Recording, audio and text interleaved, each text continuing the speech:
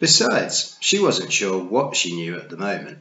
There was porridge for breakfast. She ate it hurriedly, meaning to get back out into the paddock and see about that sheep. There might be tracks in the grass or something. She looked up, not knowing why. Ratbag had been asleep in front of the oven. Now he was sitting up, alert. Tiffany felt a prickling on the back of her neck and tried to see what the cat was looking at.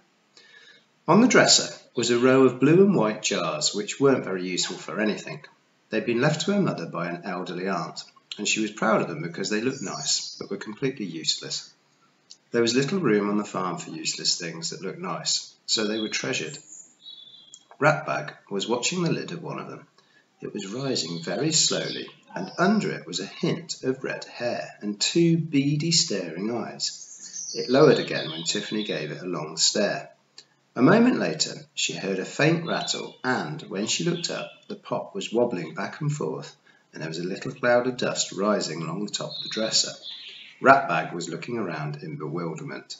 They certainly were very fast. She ran out into the paddock and looked around.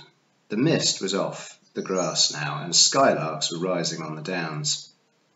"If that sheep doesn't come back this minute," she shouted at the sky, "there will be a reckoning." The sound bounced off the hills, and then she heard very faint, but close by, the sound of small voices. "What did the hag say?" said the first voice. "She said there'd be a reckoning." "Oh, whaley, whaley, whaley, we're in trouble now." Tiffany looked around, face red with anger. "We have a duty," she said to the air and grass. It was something Granny Aching had said once, when Tiffany had been crying about a lamb. She had an old-fashioned way of speaking, and had said, "We are as gods to the beasts of the field, my jigget. We order the time of their birth and the time of their death. Between times, we have a duty." "We have a duty," Tiffany repeated more softly.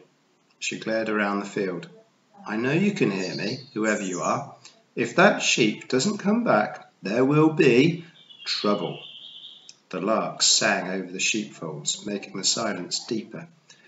Tiffany had to do the chores before she had any more time to herself. That meant feeding the chickens and collecting the eggs, and feeling slightly proud of the fact that there were 2 more than there might otherwise have been. It meant fetching 6 buckets of water from the well and filling the log basket by the stove. But she put those jobs off because she didn't like doing them much. She did quite like churning butter, though. It gave her time to think.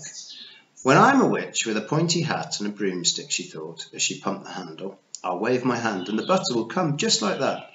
And any little red-headed devils that even think about taking out beasts will be—" There was a slopping sound behind her, where she'd lined up the 6 buckets to take to the well. One of them was now full of water, which was still sloshing backwards and forwards. She went back to the churning as if nothing had happened, but stopped after a while and went over to the flour bin. She took a small handful of flour and dusted it over the doorstep, and then went back to the churning. A few minutes later, there was another watery sound behind her. When she turned round, there was, yes, another full bucket, and in the flour on the stone doorstep were just 2 lines of little footprints, one leading out to the dairy and one coming back. It was all Tiffany could do to lift one of the heavy wooden buckets when it was full. So, she thought, they are immensely strong as well as being incredibly fast. I'm really being very calm about this. She looked up at the big wooden beams that ran across the room, and a little dust fell down, as if something had quickly moved out of the way. I think I ought to put a stop to this right now, she thought. On the other hand, there's no harm in waiting until all the buckets are filled up. And then I'll have to fill the log box in the scullery, she said aloud. Well, it was worth a try. She went back to the churning and didn't bother to turn her head when she heard 4 more sloshes behind her. Nor did she look round when she heard little whoosh-whoosh noises and the clatter of logs in the box. She only turned to see when the noise stopped. The log box was full up to the ceiling, and all the buckets were full. The patch of flour was a mass of footprints. She stopped churning. She had a feeling that eyes were watching her. A lot of eyes. Thank you, she said. No, that wasn't right. She sounded nervous. She let go of the butter paddle and stood up, trying to look as fierce as possible. "And what about our sheep?" she said. I won't believe you're really sorry until I see the sheep come back." There was a bleating from the paddock. She ran out to the bottom of the garden and looked through the hedge. The sheep was coming back, backwards and at high speed. It jerked to a halt a little way from the hedge and dropped down as the little men let it go. One of the red-headed men appeared for a moment on its head. He huffed on a horn, polished it with his kilt, and vanished in a blur. Tiffany walked back to the dairy looking thoughtful. Oh, and when she got back, the butter had been churned. Not just churned, in fact, but patted into a dozen fat golden oblongs on the marble she used when she did it. There was even a sprig of parsley on each one. Are they brownies, she wondered. According to the fairy tales, brownies hung around the house doing chores in exchange for a saucer of milk. But in the picture they'd been cheery little creatures with long pointy hoods. The red-haired men didn't look as if they'd ever drunk milk in their lives, but perhaps it was worth a try. "Well," she said aloud, still aware of the hidden watchers, "that'll do. Thank you. I'm glad you're sorry for what you did."